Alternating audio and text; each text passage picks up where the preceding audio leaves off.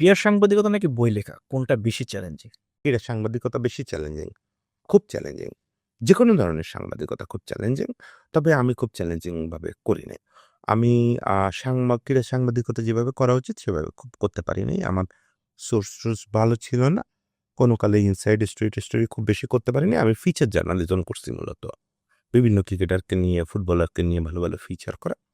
সেক্ষেত্রে এখন আমি বই নিয়ে যে লেভেলে কাজ করতেছি, আমি এখন আ একটু ডিপ রিসার্চ করে কিছু কাজ করতেছি। এগুলো আবার চ্যালেঞ্জিং মনে হচ্ছে আমার কাছে।